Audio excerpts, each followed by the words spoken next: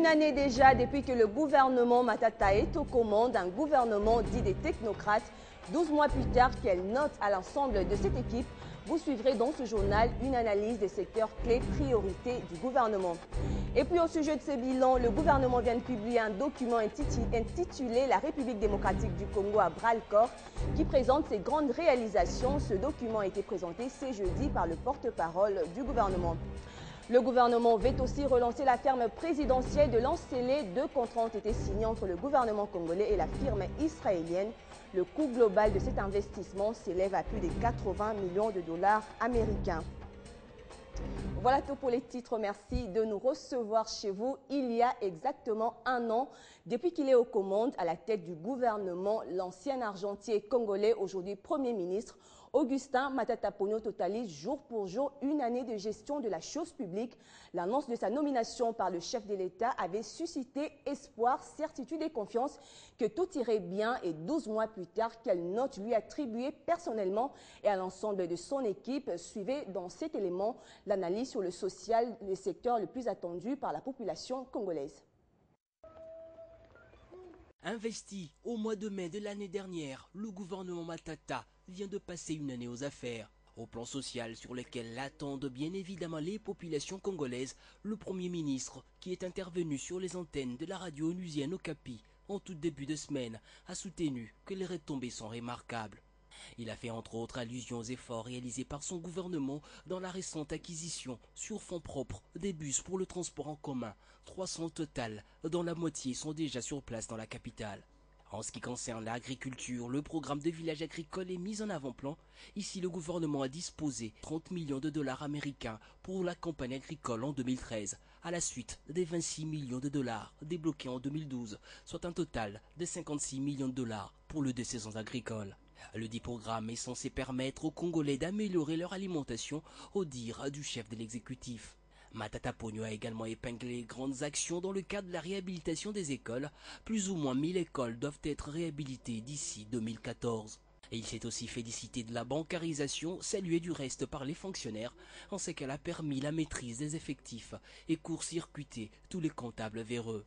Mais malgré ce tableau assez encourageant, bien de défis et de tailles restent à relever, notamment dans la lutte contre la corruption, l'accès à l'électricité et à l'eau, ainsi les bons scores, des stabilités du cadre macroéconomique, de la croissance économique et de la maîtrise de l'inflation, tant vanté aura trouvé du sens dans le chef des populations congolaises. Car au-delà de tout, comme le conclut le quotidien Forum de Zas dans sa parution de ce jeudi 9 mai, dans cette affaire de bilan social du gouvernement Matata, le citoyen a sa propre jauge et lui-même sa propre jauge.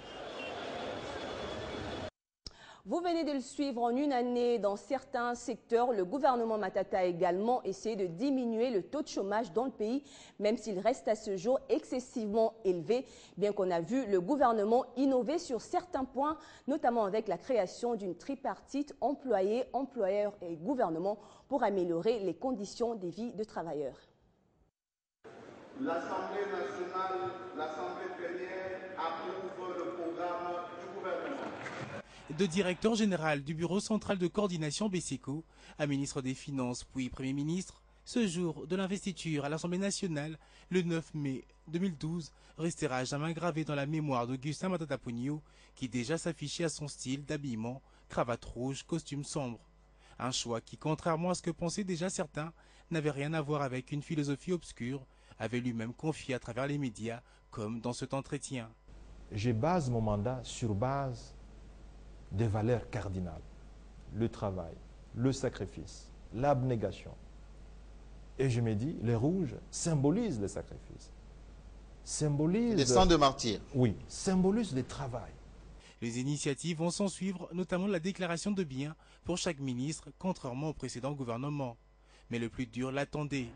Les Congolais, la plupart au chômage, n'attendaient que voir le nouveau chef du gouvernement créer de l'emploi, une mission possible, mais impossible en une année. Même si ce gouvernement était d'extraterrestre, l'on ne devra pas s'attendre à mettre fin au chômage sur l'ensemble du territoire national en peu de temps. Un chômage parti de 8% en 1984 à 80% aujourd'hui. L'écart est tel que les choses dans ce secteur ne sont pas faciles pour l'équipe Matata, qui tout de même a fait montre de détermination de changer la donne, même si la situation reste préoccupante. Les efforts enregistrés sont plusieurs. notamment dans le secteur de la formation de jeunes au sein de l'Institut national de préparation professionnelle qui, grâce entre autres à l'appui japonaise sous la conduite de Bahati Lukwebo, ministre de tutelle, permet aux jeunes Congolais de bénéficier d'une connaissance pour un avenir meilleur. Il faudra donc laisser Matata et son équipe, qui en sa 2e année fera sans doute plus, pensent certains observateurs, qui d'ailleurs saluent cet exécutif qui n'a comme mission que sortir la République démocratique du Congo du gouffre avec un programme ambitieux, volontarisme à souhait et la particularité de mettre chaque ministre comptable dans sa sphère de responsabilité devant la nation. Alors réussira-t-il à créer de l'emploi pour les Congolais? À cette question, le doute persiste encore. Et ce bilan concerne également les amoureux du sport. Alors que dire à ce sujet? À côté d'actions réalisées, il demeure des questionnements sur la politique du gouvernement concernant le sport, notamment le financement très limité des fédérations sportives. Quel bilan faire pour l'ensemble des disciplines? Élément de réponse avec Doudou Mbala. Il a fait basculer beaucoup de choses depuis son avènement à la tête du gouvernement, même en matière sportive. Augustin Matata Ponyo Mapon, que d'aucuns qualifiaient déjà d'ennemi des sportifs, s'est plutôt révélé ami du sport congolais, d'abord avec son implication pour les retours des léopards de la République démocratique du Congo à la Coupe d'Afrique des Nations, après 6 ans, des passages à vide. Je voudrais, au nom du président de la République, chef de l'État, que le gouvernement veut que l'équipe nationale de football puisse gagner le match. Que le gouvernement prendra toutes les dispositions qui s'imposent pour que l'équipe nationale puisse jouer de manière confortable. Tel il l'avait promis, tel il l'avait réalisé, en Afrique du Sud, la troupe à Claude Leroy avait bénéficié d'une somme importante d'1 500 000 $ américains comme prime de motivation avant la CAN, même si en retour, les résultats n'avaient pas suivi. Un geste salué en son temps par toute la population congolaise, mais curieusement, cela s'est limité qu'avec les léopards seniors, car les moins de 20 ans ont sué haut et sang pour obtenir le visa de l'Algérie après une préparation précaire passée à Kinshasa. Attention à cette frappe! Superbe égalisation! Et ensuite, les léopards seniors dames qui ont frôlé l'élimination à la CAN de la spécialité organisée en Guinée équatoriale en novembre 2012. Faute de moyens, les Congolaises avaient rejoint les lieux de la compétition les mêmes jours du match. Et heureusement, elles ont eu la vie sauve grâce à l'implication du gouverneur du Katanga qui avait mis à leur disposition l'avion du tout-puissant Mazembe. Dans le reste des disciplines, seules 3 fédérations sportives nationales bénéficient des fonds du trésor public, à savoir le taekwondo, le handball et le football. La grande question qui reste posée est de savoir sur quels critères le gouvernement a-t-il choisi seulement 3 disciplines. C'est ce qui d'ailleurs a amené ce collectif de présidents des fédérations à la rencontre du ministre des Sports, Bodé Banzamoukalai, mercredi dernier, pour lui faire part de leur doléance. Premièrement, nous constatons un dysfonctionnement gouvernemental, parce qu'il n'est pas du ressort ni du ministre des Finances, ni du Premier ministre, de décider sur le sort d'un budget ministériel. C'est une prérogative constitutionnelle du ministre des Sports. Lorsque le gouvernement constate que les moyens ne sont pas suffisants, il s'en réfère au ministre des tutelles, qui peut alléger son programme, n'est-ce pas? Mais on ne peut pas prendre des décisions unilatérales à la place. Donc c'est un dysfonctionnement gouvernemental. Même cri de détresse lancé en son temps par Francis Bimola, président de la FENACOJU, lorsque les judokas congolais avaient écopé d'un forfait pourtant qualifié pour la CAN de la spécialité à Maputo, au Mozambique. 3 semaines que notre dossier est bloqué au niveau de... pas bloqué, et au ministère de budget pour aller aux finances. Ça passe pas pourquoi? Soi-disant que l'ordre n'a pas été donné par le Premier ministre. Selon les informations reçues. Mais quel est le problème? Qu'on nous le dise. Il revient donc au chef du gouvernement de prendre des décisions qui s'imposent pour que les autres disciplines sportives trouvent aussi gain de cause. Et puisque l'heure est effectivement au bilan, les points de vue de la classe politique à ce sujet restent partagés. Si pour les uns le bilan est positif, les autres voient les choses différemment. Suivez. Le bilan du Premier ministre Matata Ponyo à la tête de la primature depuis son investiture continue encore à alimenter la société ainsi que la classe politique congolaise en ce qui concerne son rendement pour sa première année. Pour certains politiciens, le bilan est positif, notamment la stabilisation du cadre macroéconomique qui s'est nettement amélioré grâce à la rigueur dans la gestion des finances publiques et à la bonne gouvernance. Parmi les innovations apportées figure la bancarisation de la paye des enseignants, des fonctionnaires, mais aussi des militaires. Nous avons vu une maîtrise de l'inflation, un taux de croissance qui est en progression. Nous avons vu sur le plan social une certaine accalmie au niveau des paiements des fonctionnaires avec la bancarisation. En ce qui concerne le management, je dirais que le management signifie mieux, être capable de réaliser mieux. Est-ce que Matata a fait mieux qu'hier? Je crois que oui. D'autres, par contre, fustigent son bilan qui, sur plusieurs domaines, entre autres la sécurité dans la partie est de la RDC, le social de Congolais, notamment l'éducation, la santé et l'agriculture, les technocrates n'ont pas encore convaincu. Aujourd'hui, les événements qui se passent au niveau de l'Est, vous allez constater que la paix n'est pas encore là. Matata n'a pas encore commencé à faire le social. Parce que nous, de l'espace, nous voulons qu'on fasse de l'agriculture. Le souhait de tous les Congolais est que le Premier ministre Matata Ponyo et son équipe puissent mettre encore un coup d'accélérateur sur la pédale pour assoupir les difficultés que connaît la population.